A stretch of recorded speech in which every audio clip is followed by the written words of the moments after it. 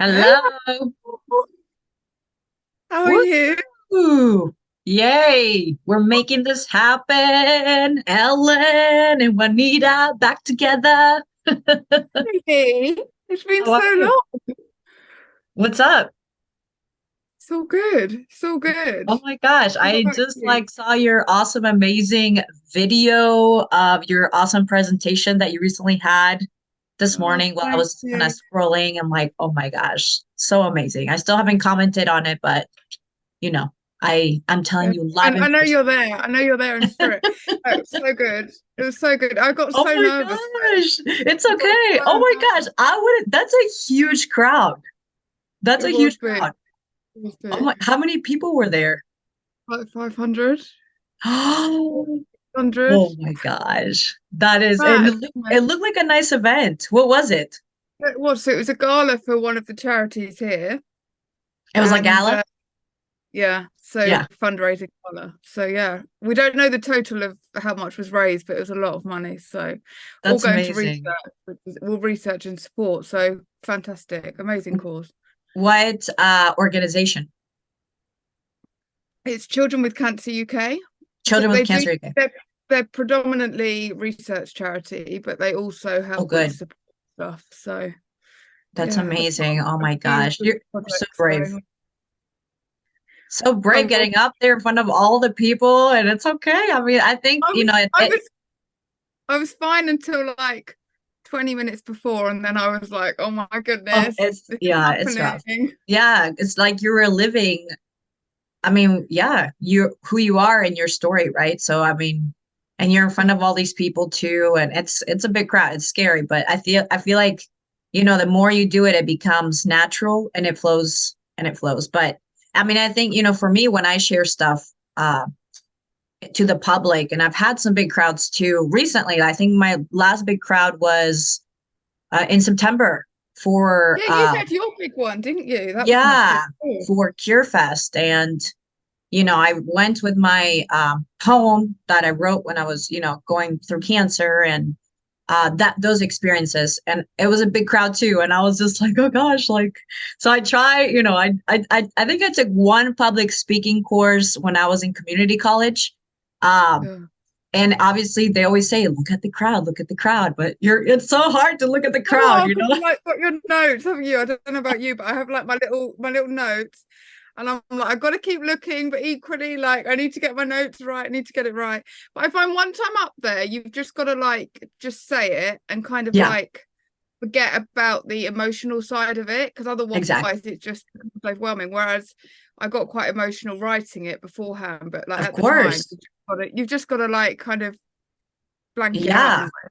And how many times did you practice it? Because I saw that too, that you said you comment that. I was like, All sugar, that the Ellen time. has had to practice that many times because our brains don't function like that, you know?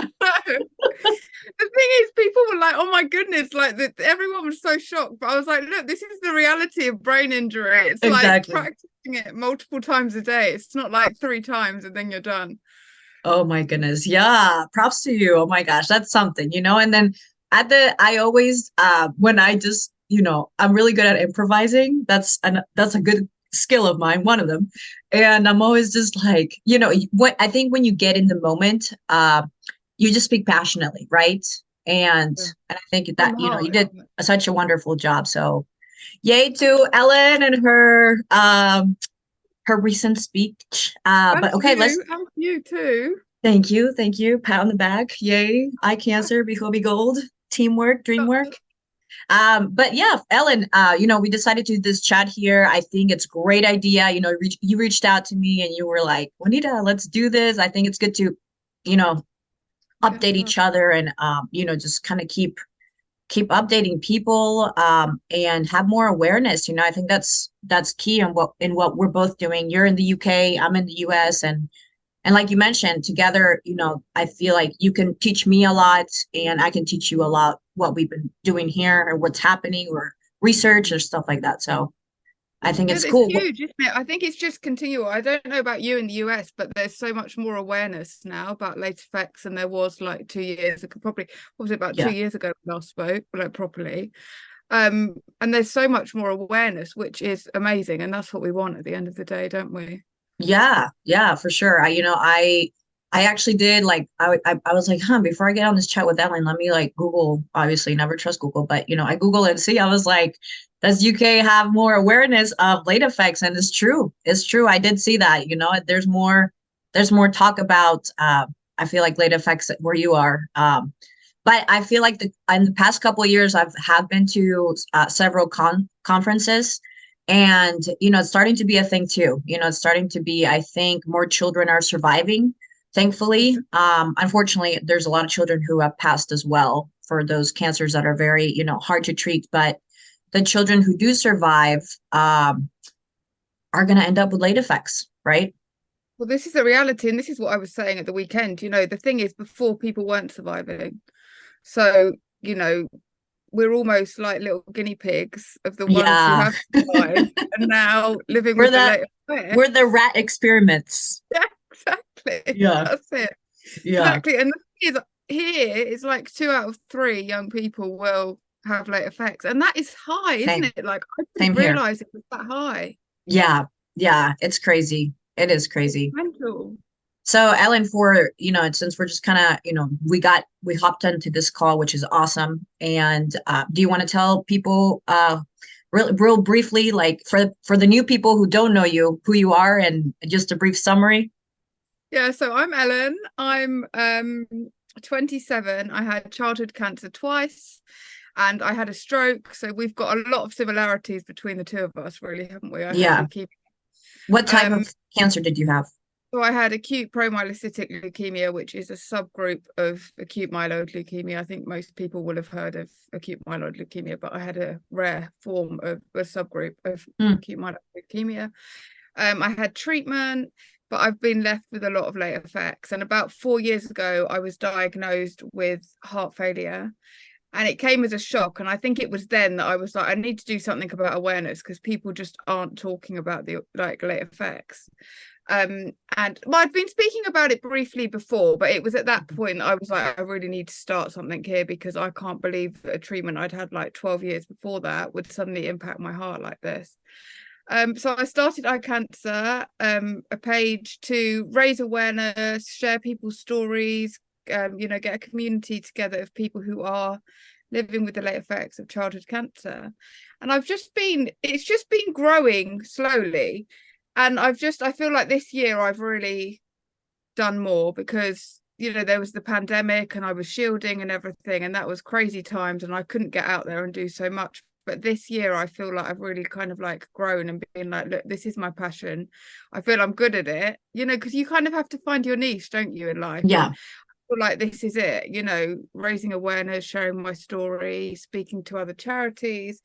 So yeah, that's a little bit about me, but I have a lot of late effects and they impact me like late effects do. I look really well, I can sit here and talk and everything, but actually day to day, my life Trouble. is different to a lot of people Hmm. my age. What type And I of briefly, what type of late effects do you undergo? so I have obviously the heart failure, which I'm on a lot of tablets for. I have intracranial hypertension, which is pressure in the brain, and I've had 13 brain surgeries for that. Hmm. Oh I my have gosh. Let's chronic stop right there. fatigue. 13 brain surgeries, people. 13. And look at this girl smiling. She just did an amazing, huge talk.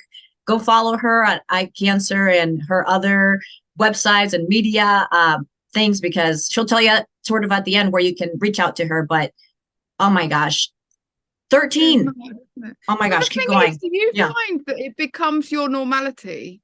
And Because that's in our crazy. lives, Yeah, it's true. it's like It's chronic. everyone's shocked, aren't they? But Mhm. and it is a lot, and I can acknowledge, like, understand that. But it's our normality. We deal with Right. it, so it like Right. becomes the So for norm. people who don't know that exactly, that is like a shocker, right? So I'm sure when you do speak to people, you get a reaction like mine or like other people who might be watching this later, like, wow, that's a lot, and you're solid as, and I think what makes it more unique about you, Ellen, which is why I started connecting with you, and I was like hashtag late effects, and you showed up.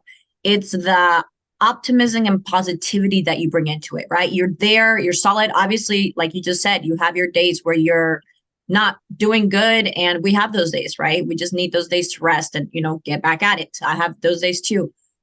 So I think what makes us similarly, and that's why we connected so well, is that we have a similar mindset of like, well, we have this condition.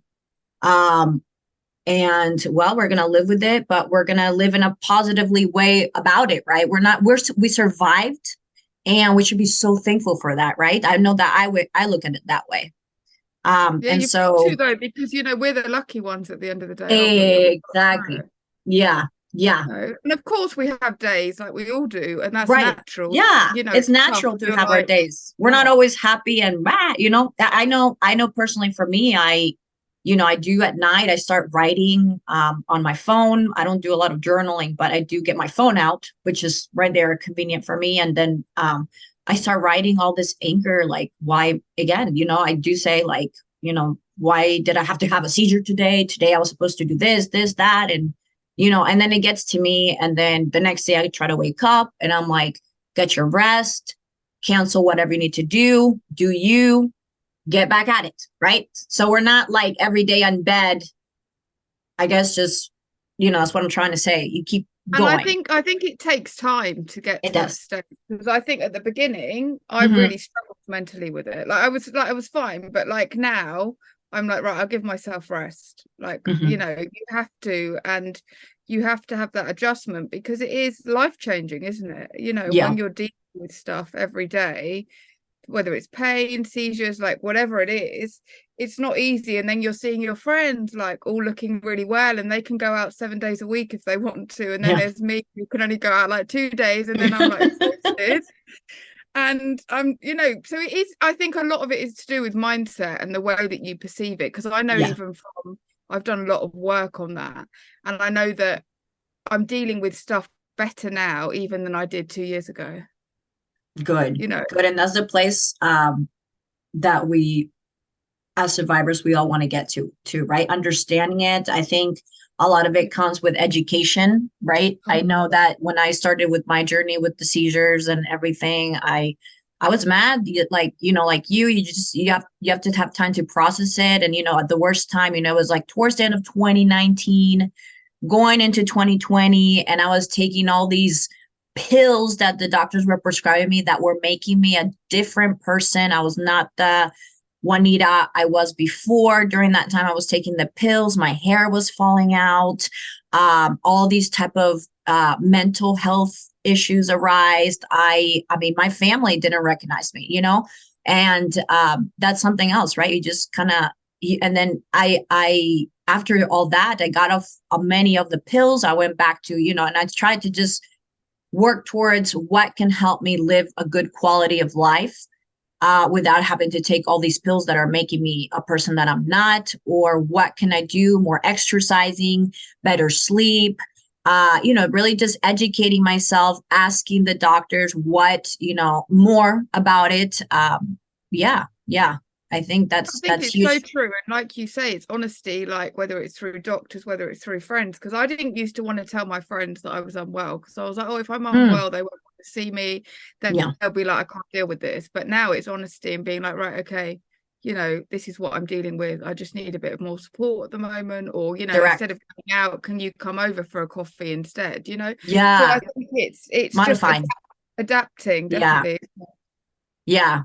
And so you already kind of mentioned briefly some of the late effects, and I'm sure you have a few more there. And I think people can go and if they want to get to know you, they can ask. But it's a lot. It's a lot. And I think just doing these chats every so often is going to help many survivors who are just like maybe teens and are coming out of their shell and getting older, to have that support, to have that group, to know that, you're not alone. Look, you're in the UK, I'm in the US. And, I feel something powerful coming for late effects in the sense of more advocacy, more awareness, more community. That's the key, you know? That's key. Definitely. And I think the thing is, I don't know if you felt this, but I've felt it over the years that, you don't want to scare people either, because late Yeah. effects like, don't come to everyone. We've got Yeah. like quite a lot compared to most people. Mhm. And I think that's what worries me sometimes. I'm like, I don't want to worry a family who's just been diagnosed that, oh my Yeah, gosh, I'm because all of this. exactly. But equally, at the weekend when I done my speech, there was a lady and her son had recently like finished treatment, and he had one of the conditions that I've got. And she found that my speech was really like hopeful and stuff. And I was really pleased, because I really do find that balance of how much to share. I don't want to scare people. Sometimes a bit challenging. I Yeah. don't know if Yeah, you find that. definitely. Completely, 100%. I agree. That's something that I was very hesitant. First, do I want to put myself in that level where I want to be vulnerable on social media, right? Because one thing is to be vulnerable in the household with your close friends, with people who really are going to, support you. And then now you're like speaking out to this whole population that you don't even know, like who's going to make fun of you, who's not going to understand, who's going to really be like, oh, she just, we want, how do you say this? Like feeling bad, like she wants us to feel bad for her, those kind of comments, like, the more I share my story, the more I've noticed that it is powerful. And the people who probably think that way, I'm like, okay, those are not the people. I don't care, whatever. So it is something where I was like, should I start sharing? Should I start speaking? And like you, many people would come up to me and be like, Juanita, that is such good for you. Good for you that you're sharing. Good for you. Come speak to my daughter and see how, she's undergoing treatment, but then she's fine. And you're an inspiration. All those words energize you. And I think personally, from my spiritual belief, God didn't just choose Ellen. God didn't just choose Juanita, right? I mean, we're here because we're speaking up, right? And I mean, somebody needs to do it, right? For the kids or the adolescents or the young adults who will have late effects later on, I think if they don't want to speak, it's okay. But so that's why we're here. We're here to speak for them, right? Or encourage them to know that it's okay. Like, look, I go through this, and if one day you feel like talking about it publicly, I'm here for you, right? Yeah, definitely. So it's so true. And I think the thing is, like, especially when you're younger and you've got all your friends and school, and like maybe, life is little bit different. Like I wasn't at school and stuff. It's really difficult because you're just focused on that. Whereas I felt as I've got older, it changes. Life does change, and it's been easier for me, definitely. But come on, let's hear a bit more about you, my friend. I mean, I know Yeah. it, Yeah. you know. Well, for those who, I know over the past few months, I've gained more, not gained, but really people who really are interested in the topic, right? More followers and people who really want to learn. And again, like Ellen said, this is not to scare people who just got recently diagnosed with a cancer diagnosis, who have relapsed, whatever. This is really educational. And that's what, says on my social media side. This is education, because I felt that I left the hospital not knowing about me, what happened to my not knowing about me and my diagnosis, because I let my caregivers take care of everything, right? And so when you get to that phase, like you said, where you don't want to speak about it in middle school and high school and college, like you ignore it, you want to live your life, you're done. And I felt like, okay, well, that's not fair, because I grew up and then nobody told me anything. And then when I had my seizures, I don't know where they came from, who to call, what to do, because a lot of our pediatric doctors, they retire, they go away, they like, or they could still be there, but no, there's somebody's leaving the hospital who has that key information. And then you're left with uncertainties at like Yeah, 30 in or limbo. Yeah. 40 or 25 years old, like you don't know.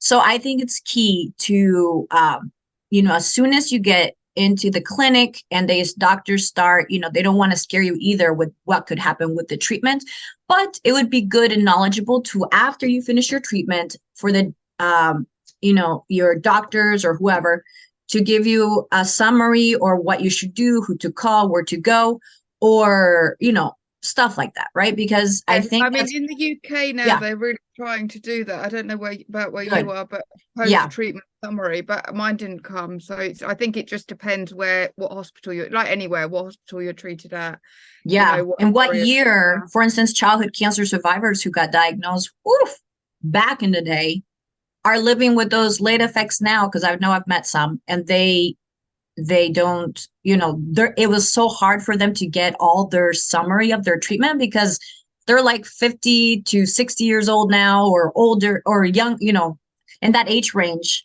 And they just, they don't know anything because it's way back in the day too, It's so difficult. I yeah. think there's so much, and we're all learning. Like we say, the medics are learning as well, and it's just trying to get it right. And I think the thing is that I've noticed, and I've been speaking with another charity about this, is the fact that it's being proactive. So, if there's a chance that you could get heart failure like I did, okay, what can I do to, even Exactly. though I might not get it, what can I do to help that? Can I exercise? Can I Prevent, eat yeah. healthier? Can I not smoke? I don't smoke anyway, but you know what I mean? It's what can you Yeah. do beforehand? But if you're not told about that, then you won't know, will you? Exactly. And I think you and me are on that same page. And that's what when I go and speak to people about late effects, I mentioned that you have to be proactive, right? You have to be, again, like, we don't know, like, you go on and mom and dad are not going to be there anymore. Grandpa and grandma are not there. Like, the people who knew about your case might or might not be there. I'm fortunate. I still have my family, and that they kind of educate me a little bit, but they don't, it's usually, it's now your body. It's now you who's undergoing it, and you gotta be, that person that goes and asks ahead of time, because maybe it could be preventable, or maybe it could be treated in some type of way, as far as like exercising, like you mentioned, or doing certain things, a diet, and you just never know, right? So, but yeah, when I finished at the hospital, I was like, Juanita, you need to start, and the seizure started happening later, like 6 years later. And I was just like, what the heck? Like, where did this come from? Automatically, I started to ask. My pediatric neurologist wouldn't see me anymore. I had to beg and cry to get that appointment with my pediatric neurologist. Like, went to the clinic and I said, I need this. I need, please, you had to beg for mercy for these pediatric doctors to see you again.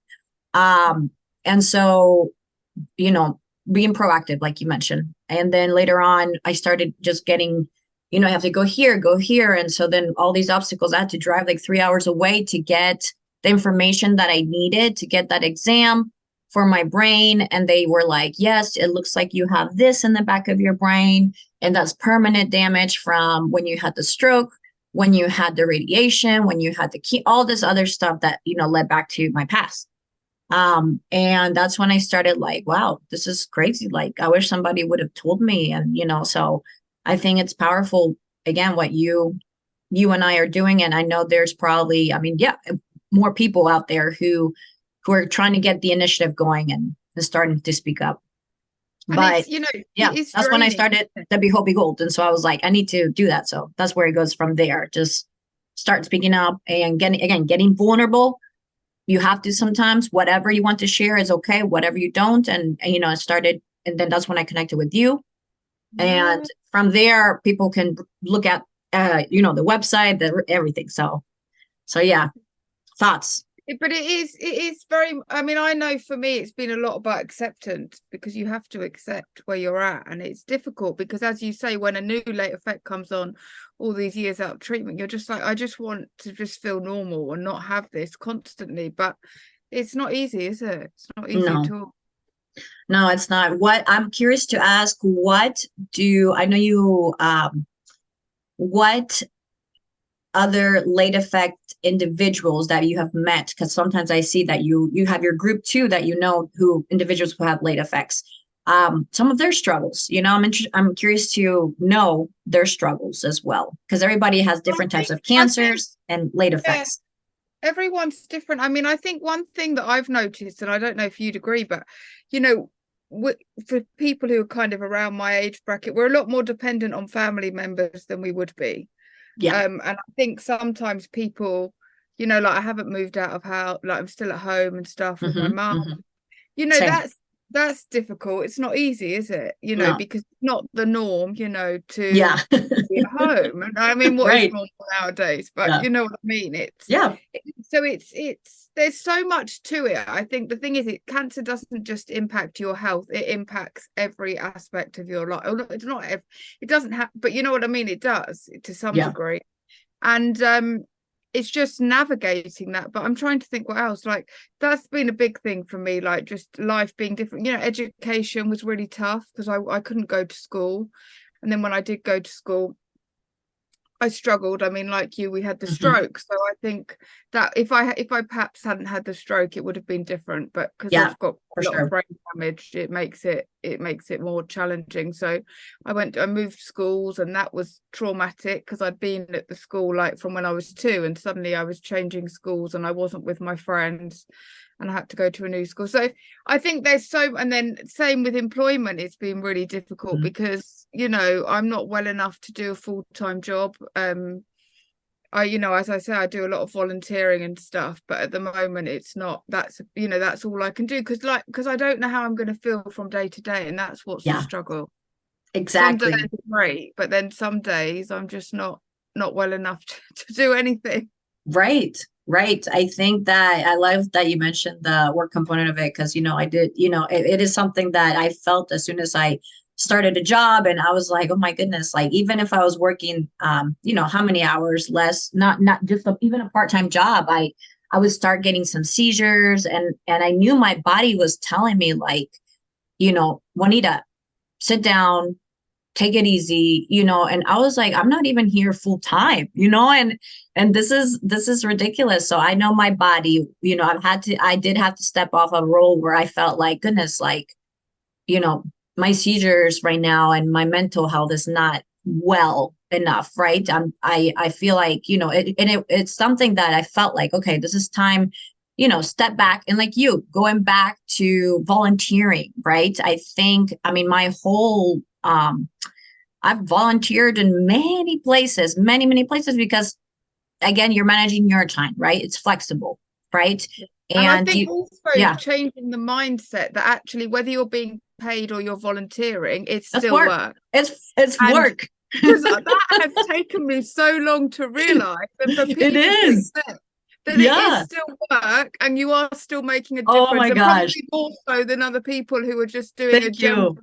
Thank you generic for job. bringing up that point because I have, oh my gosh, over 2,000 hours of, and I count them, I'm just like, today I volunteered here, today I volunteered there, I did this, I did that. Oh my gosh, that's happened for like the past 7 years or I more, love it. I love so I it. start not giving myself credit because people are like, well, that's not a job. I'm like, well, I am working. I'm setting my time. I'm there 3 hours, 4 hours, 5 hours. I am being an I speak Spanish, so I translate, or like I help out this community that needs a impoverished community. It's like food. I've done so much. I have so much. I would say work experience that has been not something that's been with within like a system of like a normal system, just volunteering. One day, can you come help me out and this? Can you come for this summer camp? I'm there. So, I know myself and I know how to manage my time in that sense. And I know that if I can't come, it's not going to be, you know, on me No, well, like, it's, okay, it's because something's going on, yeah, and you can't do it. exactly. And so I think that's good to tell our viewers over here that that's okay. That's okay if you're still struggling with education or getting back into or going to work. If you're currently working and you're struggling, it's okay. It's okay. Like I think, you need to advocate for yourself. We do have our health issues, and that's important. You come first. You're not going to be able to work if you don't worry about you and your body, right? You're not going to do the job right if you don't worry about um, what's happening within you, right? So I think, And and if listen you, to your body. You've got to listen to your body because yeah, you know better than anyone you else. need And to listen to your body. And I know a lot of people, survivors who have come to me for that. Like, I'm struggling with this and that. And I think back in my head, I don't really comment, but I do think like, but I do say stuff, I'm like, well, do you think this place has have you overwhelmed, or do you think this is that? Maybe that relates to this. Um, so it's a matter of all that stuff. I think it's so true. And I think something that's really helped me in that sense is whether I'm seeing friends, whether it's working, whether it's volunteering, whatever, is planning my week and being like, I need to put in rest, because otherwise I think we like don't, we just don't overdo it. I know certainly for me in the past, I've been Mhm. really bad at overdoing it and not listening to my body and thinking, oh, I want to see my friends, so I'm going to go out. But actually, it's managing your time better. Definitely. Exactly. And I say priority is your body. So for survivors of childhood cancer who are dealing with the, aftermath of treatment and just health complications, whether it's physical or mental, I think, the priority thing is you. You are first. You take care of you. And when you're ready to do something, do it. And if you need a break from that time period, take your break again and come back to it. That's key. That's key. I think if we get something out of all this chat, it's focusing on your new you, right? Because I mean, not saying that well, I do say that I'm a completely different person since when I was diagnosed, right? I think, and just undergoing and everything. But anyways, that's key. And I think also, I remember one psychologist said to me, and I think it was the best thing, is like, I want you to prioritize seeing friends as much as you would taking your tablets. You know what I Perfect. mean? Think of it as Love a it. drug. Yeah, Because we think like, oh, we shouldn't be seeing friends because we're not feeling that great, or like we shouldn't be seeing friends because I can't work today. But actually, if you see a friend for half an hour for a coffee and that's what you can manage, do it, because your mental health is so vital through all this. yeah, for sure. And I love that. That's beautiful. So, I mean, everybody I feel is getting really good tips. I think everybody's going to be getting really good tips out of this conversation. And again, we hope to keep doing it. I don't know, we're still kind of talking with Ellen, but please, if you like these types of conversations, you need please comment and and let us know what kind of topics you want Ellen and I to talk about. If you want to join, if you're an individual who has late effects and want to join our chat, we can work something out. That'd be Ellen's in the great. UK. I'm in the US, but we can always work something out with you, whether it's on the weekends, during the weekdays. We'll figure a time out, right? It's just Um, nice just yeah. having an informal chat, because sometimes it can be quite formal, these things, can't it? And you just like, it's just Yeah, nice to yeah. have a chat and just This see is how the chat goes. So Exactly. This is all informal, guys. This is all me and Ellen coming at you. I literally got up, took a quick shower, honestly. Yeah. And I was like, okay, it's time to work. Put on a t-shirt, get on there, put on your exercise clothes, because later on, I know in the day I'll probably go out and do for a walk. Anything like, so since I mentioned the walk part, going back to what Ellen said, just seeing friends, just doing something that I think the socializing part is very key. So I love that you mentioned that, because I think that just makes it so happy, right? Or even just going out in nature, just doing something else that, if you are with chronic pain, if you are with something health wise that you feel like, oh, I can't do anything, I'm stuck, I don't have anything, maybe you don't have that special friend that could listen to you, right? Um, message us, we'd be happy to talk to you.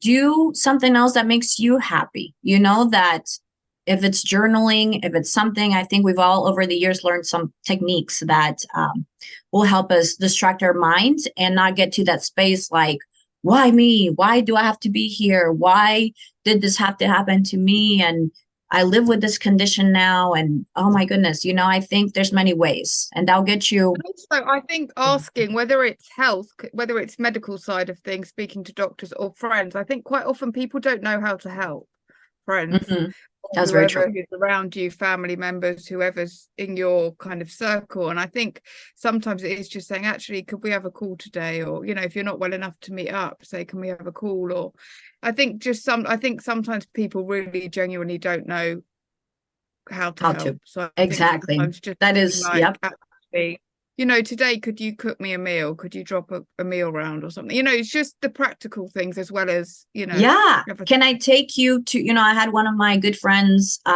we had a meeting yesterday to go somewhere to speak about what we do. And, she was like, Juanita, I'll pick you up, and obviously I know she's not gonna be like, pay me or, something, because I can't drive, right? My current situation is that I can't drive because of the seizure. So I think that's a way to help, right? If somebody, I've had several friends, I've had not many friends, but I've had a few friends where they're like, hey, if you need me to come pick you up, please don't hesitate to ask.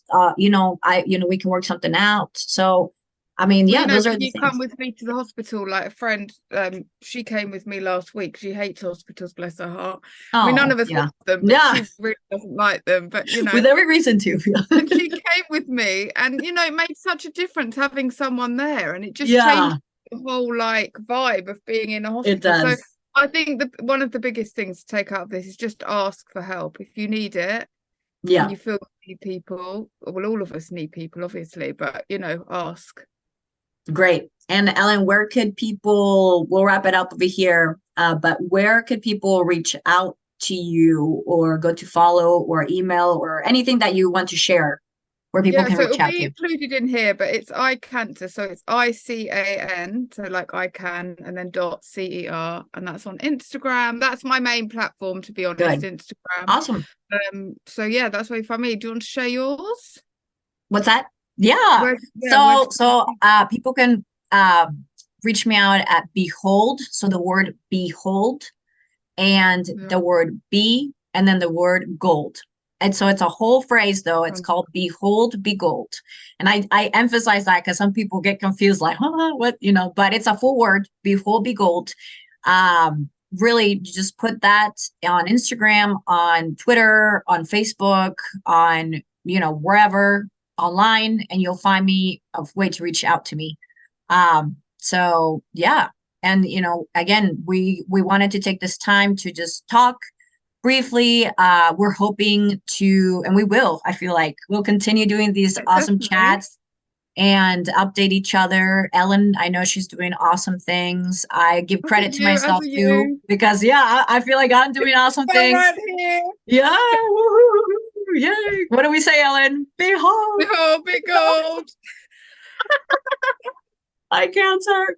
So, I mean, again, guys, we're coming at you from two different countries. How cool is that, right? I love Yeah. that. I love that. I was one of my aunts from England, from the UK, was, she came in and I was like, oh my gosh, I need to send a little gift for Ellen. And I sent Ellen a Behold Gold You know shirt. what? I cried with that letter you sent me. Oh, I was sobbing. oh my gosh. Absolutely That's the type of sobbing. relationship we have built, and hopefully the next time that I don't get to just go, I'll get to go visit Ellen. So, we'll Yeah, have to do an amazing. in-person one too. But yes, Definitely. Ellen, Definitely. No, it's we, been great to chat. So good.